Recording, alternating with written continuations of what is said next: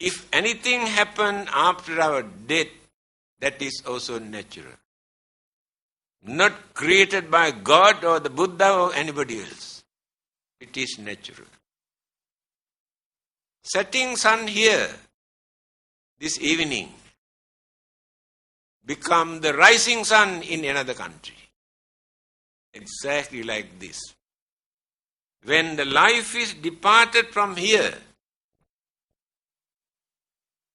come into existence somewhere else according to our karmic energy.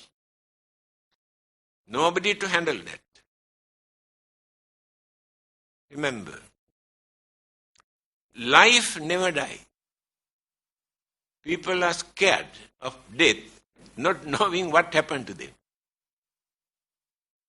This is not our life. This is the body, this is the house. Life is living in this house. This is the shelter to accommodate our life. Life process and mental energy, karmic energy combined together. Physical body support for that life to exist. When this body is going on decaying and collapse, the life goes away. Cannot live anymore here. That is called death. I cannot understand why people are scared of death. That is not the end of our life. That is the beginning of our life. When your passport is expired, why are you scared to renew your passport?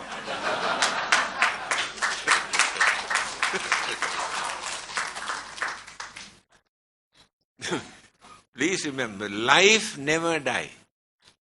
There is nothing to die in life. It is an energy. Just now I mentioned life can exist in a certain world system without a physical body. We cannot understand that. But here in this part of the universe, life cannot exist without shelter. This is the shelter. So this shelter decay and collapse. So while we are living here, we have 4 elements here. And this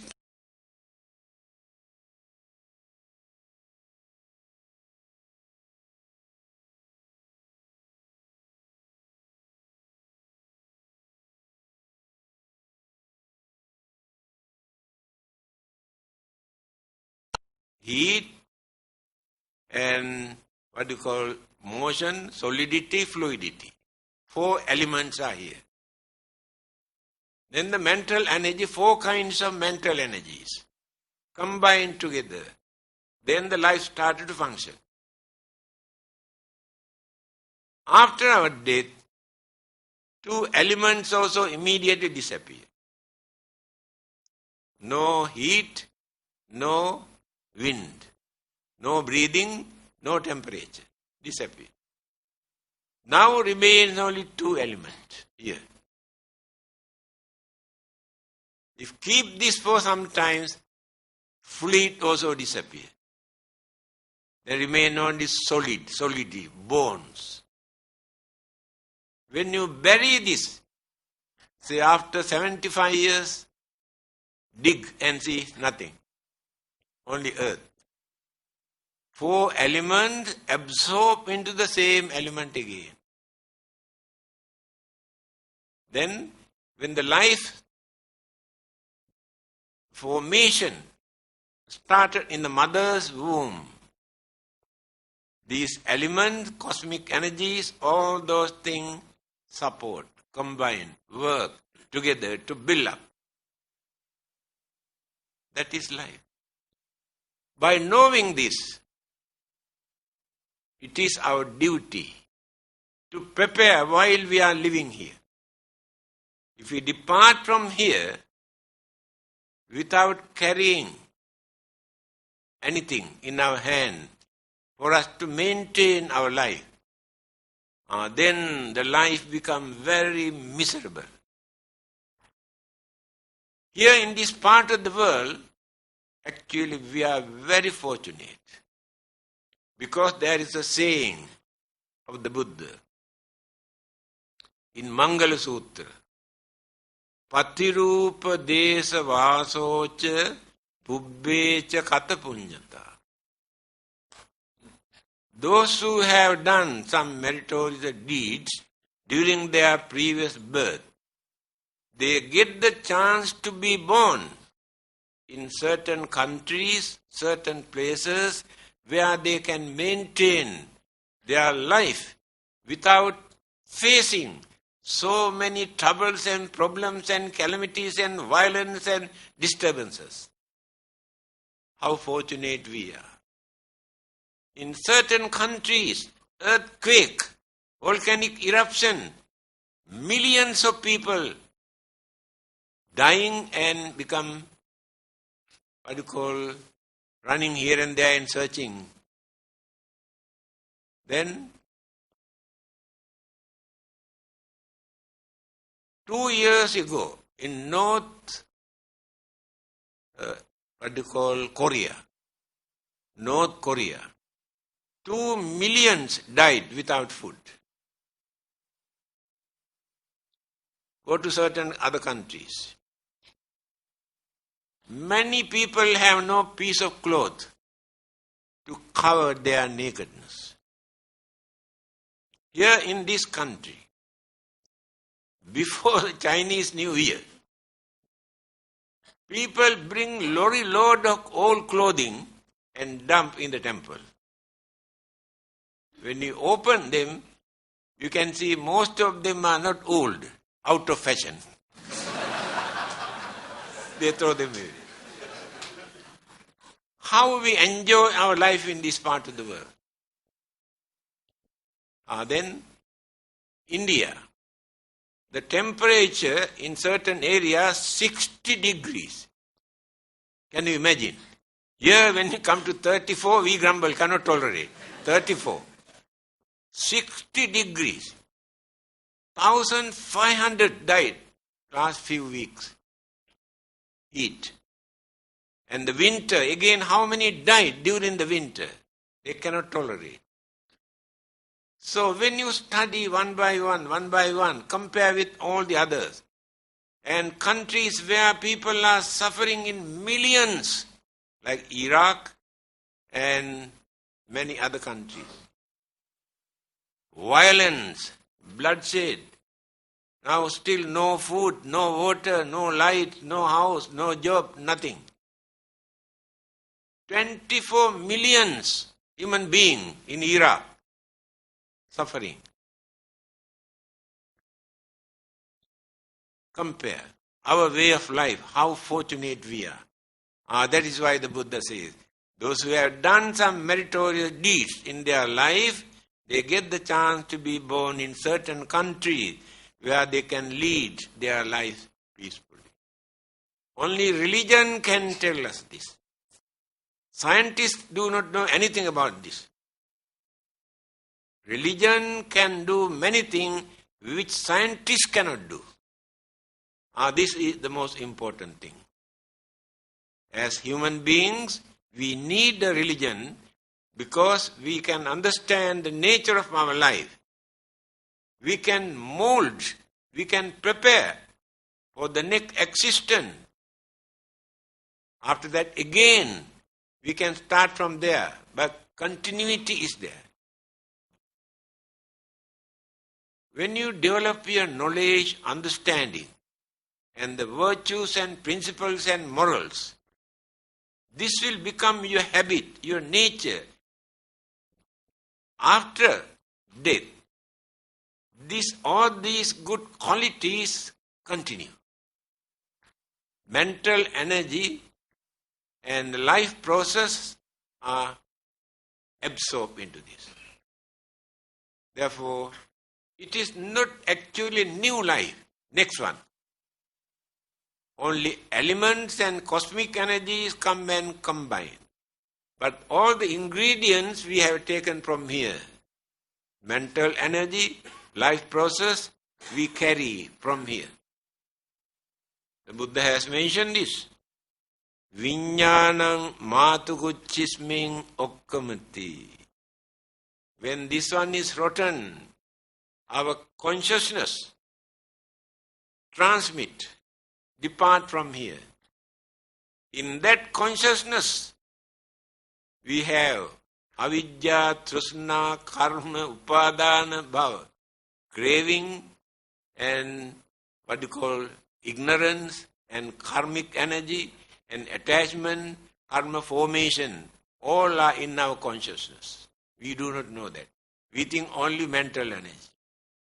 That is why this can transmit, this one depart from here, will be landed in a place according to our karmic energy. Karmic energy divert either this way or this way or this way. By knowing this through our religion or from any religion, this is not the first and the last. We must prepare. We cannot carry our property, what we have accumulated within this lifetime. Artha gruhe nivurtante smasane mitra bandhava. Everything what we have collected during our lifetime, we had to drop here, cannot carry anything with us.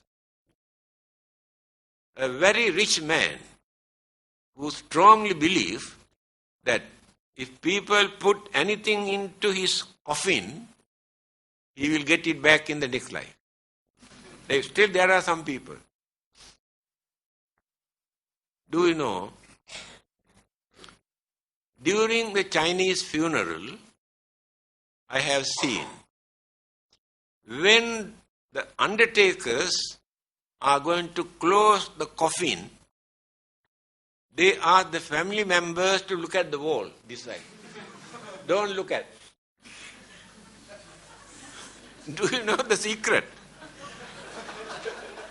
Those days, they used to put many valuable things into the coffin. When they are watching the wall, they take out, will have put everything here and there. Still you believe this. Still you are watching the wall.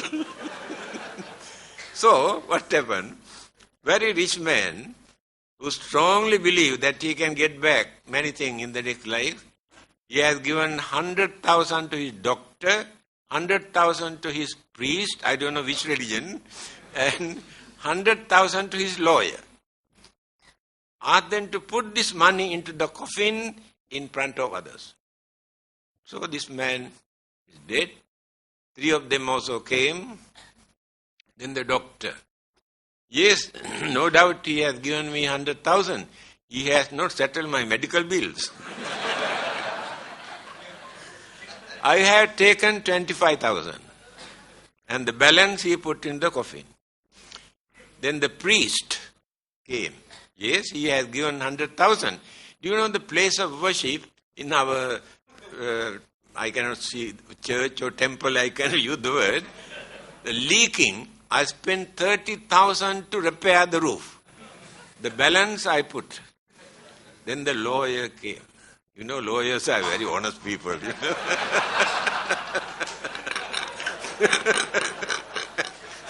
They never bluff me.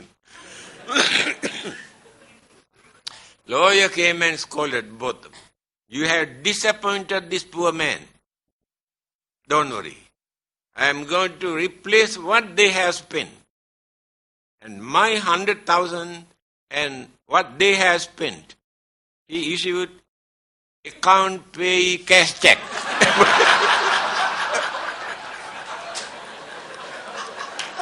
Put it in the coffin.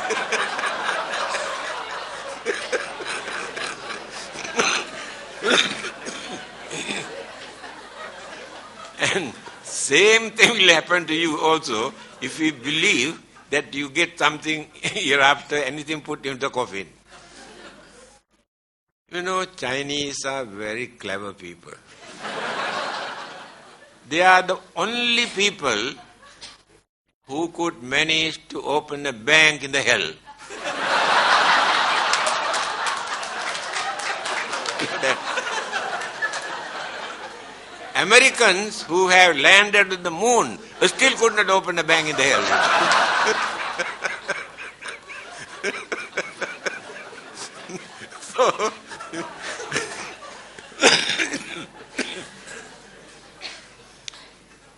So, my dear friend, Buddhism is to open our mind to understand. Why Chinese wanted to learn Buddhism? Because more than 5,000 years old culture, philosophy they had in China. Ancient culture, human culture on this earth. During Confucius period, that is only 80 years after the Buddha, Confucius lived. And Lao Tzu 30 years after the Buddha. So, they approached Confucius and asked,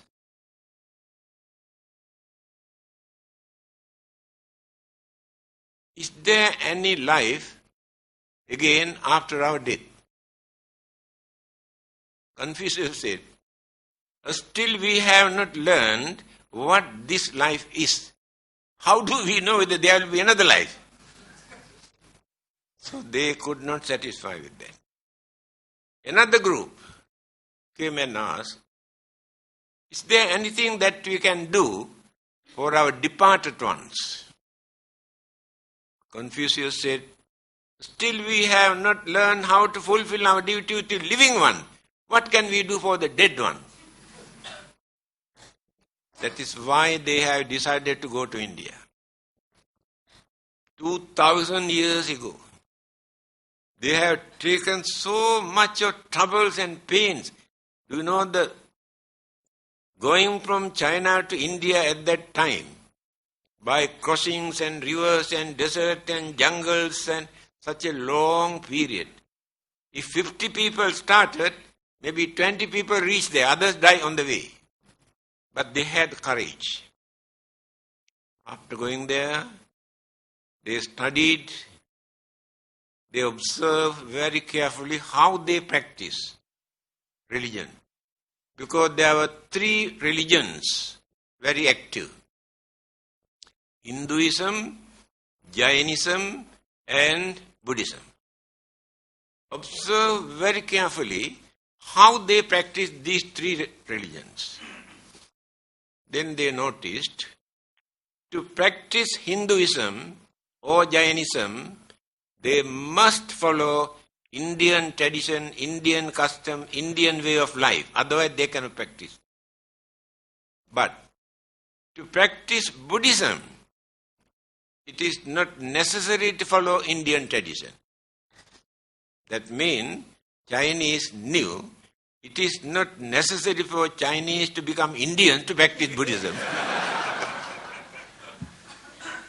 They learned only Buddhism, gone back and introduced without any difficulty in China. Chinese culture and Buddhism combined together.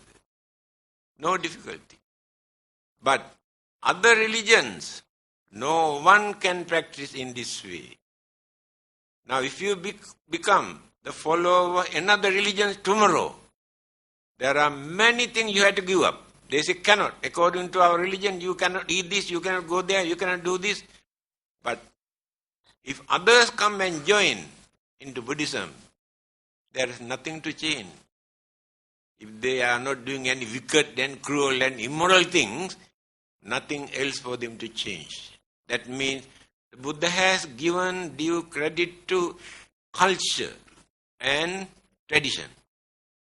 He mentioned in one of his discourses, Kalama Sutra, he said,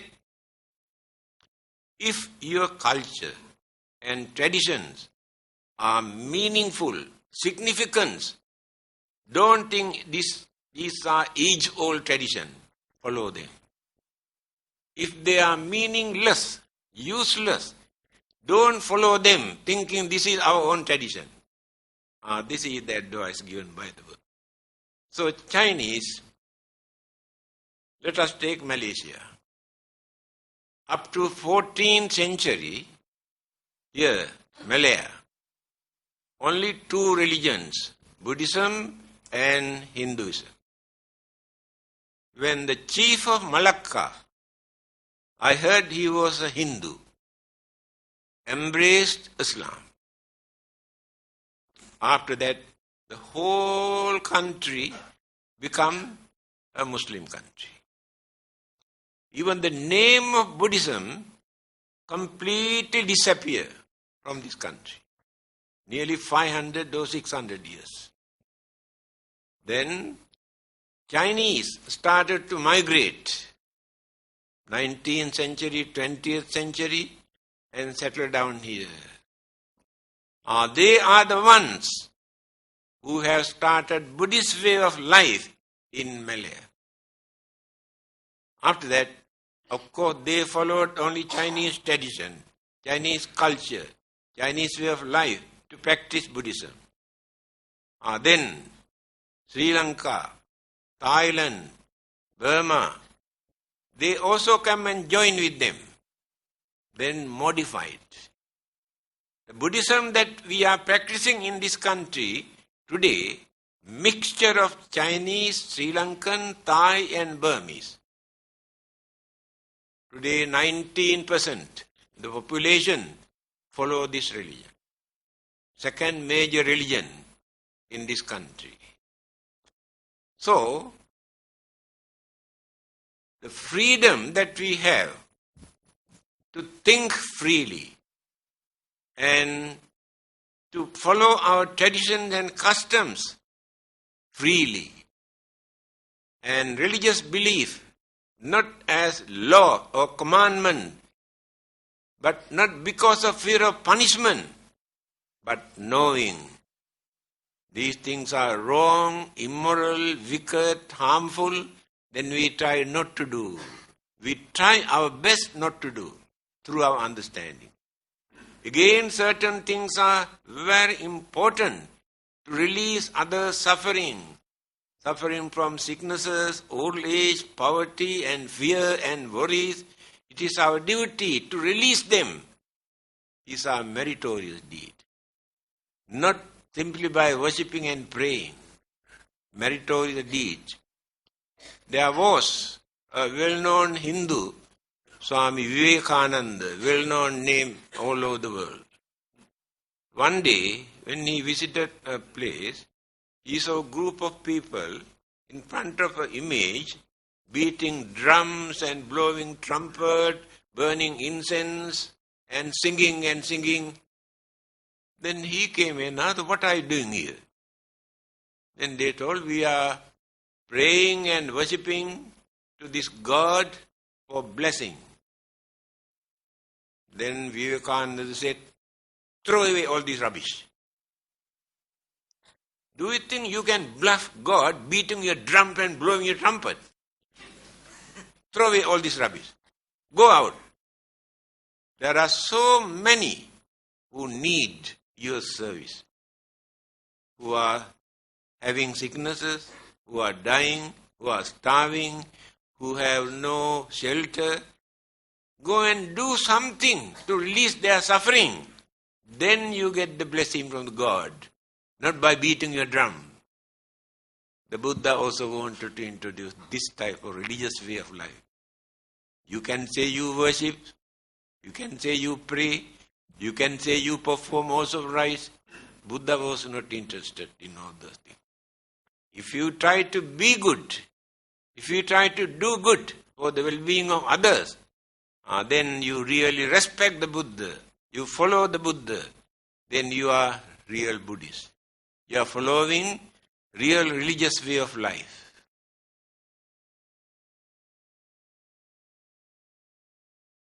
Nine, 10. What time did we start? Good. So why not we allow them to ask some questions?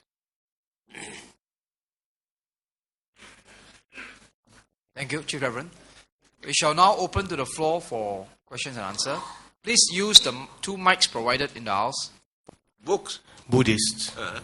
They claim themselves as a Buddhist, But in actual fact, the definitions of Buddhism and Taoism, there's a definition on that. And manners and duties, all are there.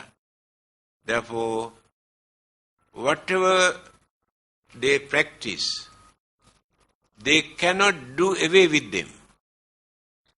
Deeply penetrated in their mind as Chinese culture. Therefore, there are certain occasions, it's very embarrassing. And the Christian and Muslims ridicule our way of doing certain things, especially Chinese funerals. When they watch what they are doing, they really condemn and bad names. Buddhism get the bad name. But if they can practice these things, this is our Chinese tradition, Chinese custom, not Buddhism. And religious aspect is separate. Then no one can say they are bad Buddhists. Customs and tradition and religion. Later, when their understanding, maturity, experience, knowledge develop, they can minimize, they can reduce as much as possible what they can. That is the only. Otherwise, you cannot throw them away at once, just because of Buddhism. Thank you. I think from your talk, it gives me the impression that for some system of belief to be classified as a religion, it has to do with after death or the next life. I think all human beings, being intelligent, they also follow a certain style of life or way of life. And just as you say, the free thinkers don't call themselves religious people. They just say they are free thinkers. So for something to be labeled a religion, you probably will say it has to do with the issue of the next life or the afterlife. But even the extent of the human intelligence, as you said in your lecture, and the progress of science, nowadays we have this concept of cloning. One day, in your opinion, if we perfected cloning, do we really need the concept of God? Do we then really need a religion? Since by the technique of cloning, we don't die. I can create one of myself, one of another self. Then what is the place of religion then? Thank you. Good news regarding this cloning and the Buddhist concept on cloning. Then I mentioned there is no reason for us to object, to go against this. Because Buddhism is a religion that which encourages people to use their intelligence, not to interrupt. So next day, this item appeared in the paper. Christianity, no. Islam, no. Hinduism, no. Buddhism, yes. I got so many telephone calls appreciating for making such brave statement. Because our own karma that we have committed, the Buddha says, by using our intelligence, we can overcome the bad effect. This is the nature of intelligence. So when human beings are going to discover certain things through their scientific knowledge, all the other religions objected at the beginning. This is against belief in God. Buddhism is the only religion never discourage. They can, if they misuse by adopting an immoral or wicked method, then Buddhism can stand against them. If they use this intelligence to discover many things that human beings could not discover yet, in time to come, my dear friend, they will discover so many things. Because others object, saying it is not the duty of human being to create some living being. It is the duty of the God. Therefore, you cannot create. Allow God to create. If they can create, what harm is there? Let them create, let them produce. In time to come, they may produce better one than the one created by the God. Thank you. Can we have the next question? Where is our mind located? Oh. Simple, short. Simple answer is never mind. It's not a joke, actually. People had this belief for a long period that our mind is in our heart. That is how they have created some word, kind-hearted, cruel-hearted. They think that the heart is responsible for this mental attitude. Later, when medical science was so advanced, they realized mind is not located in the heart, it is in our brain. They maintain this belief. Mind is in our brain. When psychologists started to develop by studying the nature of the mind, they come to know mind is not located in the brain. The mind is not located in any particular organs in our body. Mind is just like electricity. When engine and dynamo work together, friction create electricity. But this electricity is not located in the engine or dynamo, not come out from this machine. The friction create electron. Exactly in the same manner, when the heart and the brain work together, mental energy is produced. This energy is spread all over the body, not located in any particular area.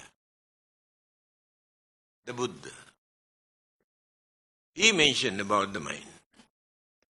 Durangamang, ekacharang, asarirang, guhasayang. The nature of the mind. Durangamang. There is no any other kind of energy in this world that which can run so rapidly other than the human's mind. We can radiate our mental energy throughout the universe. When lightning strikes, we have no time to see appear, disappear. But the mental energy can run 1,000 times faster than lightning. That's why Buddha says, no any other kind of energy other than the human mind. Durangama. Ekacharang. The mind has no companion. Mind exists alone. Two minds never work together. Husband and wife married about 75 years ago. Still husband does not know the nature of the mind of the wife. Wife doesn't know the nature of the mind of the husband. This is the nature of the mind. No one can understand the nature of the mind. Ekcharam, work alone. Asarirang, that means there's no some sort of formation, visible or tangible formation to say this is mine. It is invisible. Guhasayam, setting in a cave. This is the word they have taken to think. The mind must be in the heart or in the brain. Here the whole body. Mind spread all over our physical body, but produced through the frictions of brain and heart. Then energy exists. Therefore not located in any particular place. Thank you. That I would like an answer is, we as human beings all the time trying to do various things for our benefit, for our children's benefit. So as a result, the things we do daily doesn't really meet what the Gautama has preached to us. So for a doctor, though he practices medicine, he carries out abortion. An accountant, though he's honest, not necessarily presenting the facts to a true figure. A politician promises, knowing very well he might not achieve it. A shopkeeper sells goods which he knows are not the right goods. Where do we get ourselves to balance between what we are doing and what we should do so that we can regularize our life? To fix the mind, to create some sort of determination not to do this or to do this. Today we decide, but tomorrow we'll do it again. Changes take place. Environment, temptation, irritations change the mind. That is the uncertainty in our mind until we attain higher stage of sainthood. Below this level, while leading a worldly life, it is very, very difficult for us to maintain, to control this mind, to do only good things and not to do bad things. Most difficult thing. But try as much possible that you can to do certain things which are good, not to do certain things which are bad, by knowing, not as a law or commandment, through your understanding. Thank you. Is what should we do? We see so much of evil around us. Should we not care about them, do our own, control our own self, do good by ourselves, and not make any effort to take action against the evil that is being done by others? Should we mind our own business? Because as I see, the world is deteriorating rapidly because too many people are minding their own business. And the politicians have become moral masters. They decide what is right and wrong. What should Buddhists do in this case? Thank you. Rang sadhu viharidira. Try your best, as much as possible that you can, to guide others, to correct others within your capacity. If you think it is very difficult for you to do that, then you can keep away from them and lead a life where you can maintain peace and satisfaction. Understand? Try your best as much as possible. If you come to know they are not working, they are not ready to listen, don't bother. Without harming, without criticizing, without condemning, keep away from them and lead a lonely life, maintaining peace and satisfaction. Thank you. Is the mind, can it relax through meditation? Or can we avoid stress through meditation? Thank you. Meditation. Ayang bhikkhave maggo sattanang visuddhiya. In Satipatthana Sutra, way of mindfulness, the Buddha says, there is only one method in this world that we have to practice, sattanang visuddhiya, to maintain the purity in our mind. Soka paridvanang samatikkamaya, to reduce your worries and fear and suspicions in our mind. Dukkha domanassanang attagamaya, develop the mind to tolerate physical and mental pain and sufferings and disturbances. Nyayassa adhigamaya, for the attainment of sainthood. Nibbanassa satchikiriyaya, attainment of final salvation. Only one method. What is this method? In English we say meditation. But Buddha used the word bhavana. The word meditation does not give the same meaning. Bhavana. Bhavana means development of the mind. Now, education is not the development of the mind. We learn so many things, but no development in the mind. Anger, jealousy, grudge, and ill will and evil thought, all are there. No development. So, in the same manner, meditation means development of the mind by what you call suppressing all the evil, wicked, cruel, harmful things, by cultivating the mind, by concentrating on kindness, compassion, and unity and harmony, understanding, it will become the development of the mind. There is no another method. Scientists cannot contribute anything for that. Only meditation. Meditation has no religious label.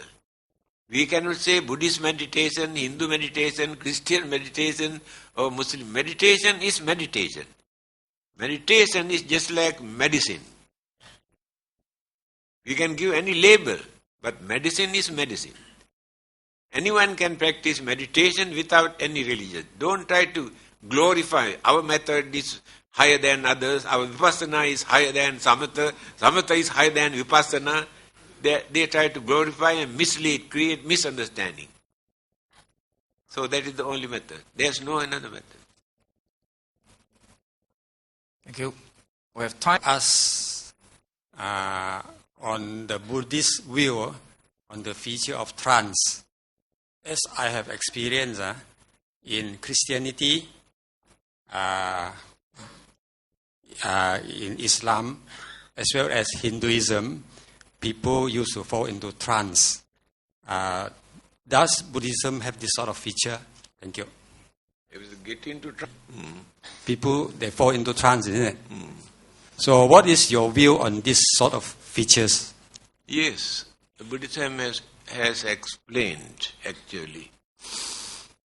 When the five senses are not active with the mind, when the mind stops thinking, creating mental object, then the mind penetrates into subconscious mind. Subconscious mind projects so many things. That is why they behave entirely a different way. Subconscious mind. Neither God or Buddha or anybody else is influencing the mind. Subconscious mind. Thank you very much, Chief Reverend. Ladies and gentlemen, much as I like to continue, we have come to the end of day one program.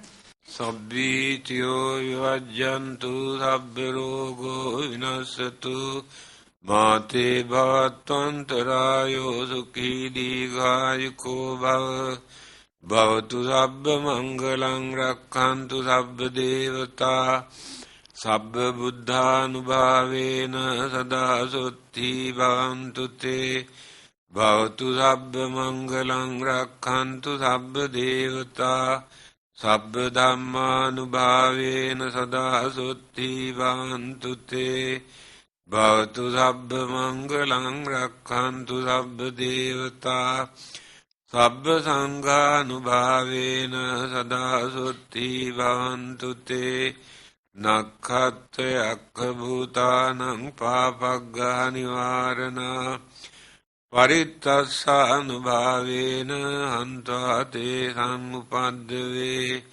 yandun nimittang avamangalanche yuchamanapo sakunassa saddo papaggavo dussupinang akantang buddhanubhavena vinasamentu dhammanubhavena vinasamentu Sanghanubhavena vinasamentu दुःखपत्ता च निर्दुःखा भयपत्ता च निर्भया शोकपत्ता च निःशोका हन्तु सब्बे पिपानिनो सब्बे बुद्धा बलपत्ता पच्चेकानं च यं बलं अरहन्तानं च तेजेन रक्षन्